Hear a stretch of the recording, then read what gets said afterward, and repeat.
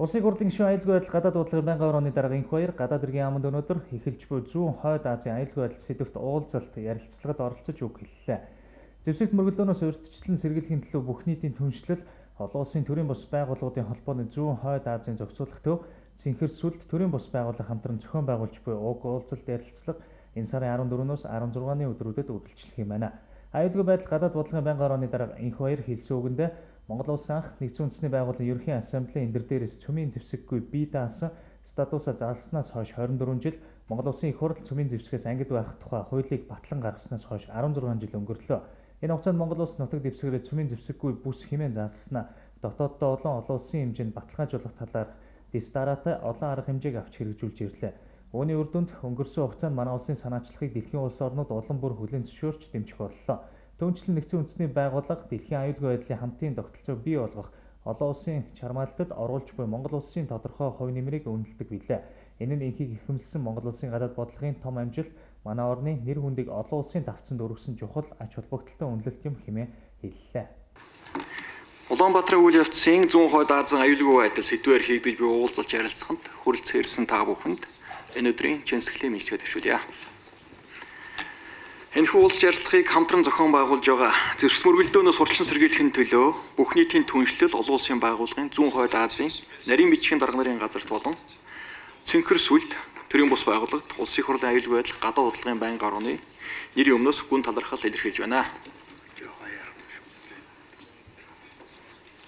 Хатагтай ноёдоо зүүн хойд Азийн орнуудын энх тайван зэвсэг хураахын төлөө үйл ажиллагааг явуулдаг төрийн болон төрийн бус байгууллагууд эрдэм шинжилгээний хүрээлэнгүүдийн хамтын ажиллагаа сүүлийн жилүүд өргөжөж энэ бүс нутгийн хамтын ажиллагаанд дөрвтэй хувь нэмэр оруулж эхэлсэн нь Улаанбаатарын үйл явц хэмээх улс хоорондын хамтын ажиллагааны нэгэн чухал хөтөлбөрийг эхлүүлэх түүний дотор энэхүү олон улсын уулзалт ярилцлагыг зохион байгуулах таатай нөхцөлийг бүрдүүлсэн байна.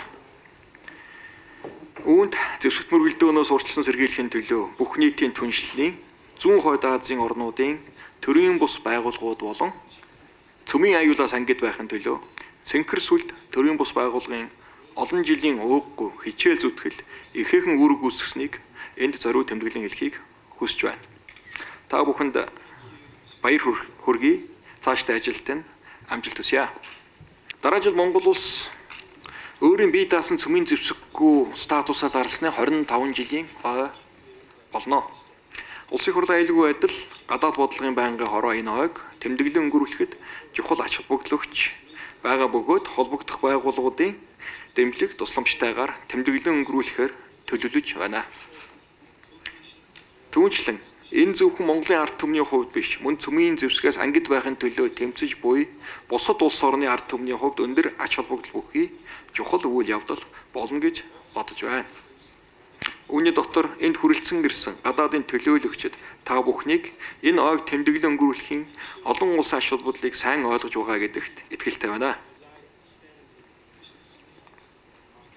Зүүн хойд Азид аюулгүй байдлын хамтын ажиллагааны үр дүнтэй механизм бий болгох, түүний дотор энэ бүс нутгийг цөмийн зэвсгээс ангижруулах үйл хэрэгт өөрийн гэсэн хувь нэмрээ оруулахад манай орны иргэд, эрдэмтэн судлаачид, мэргэжлийн хүмүүсийн зэрэгцээ бидний энх тайванч санаачлагыг дэмждэг, бусад орны анд нөхдөийн маань санаа бодол, дүгнэлт, зөвлөмж ихээхэн чухал бөгөөд энэ удаагийн олон улсын уулзалт ярилцлага үүнд дөрвтэй хувь нэмэр оруулна гэдэгт итгэлтэй байна.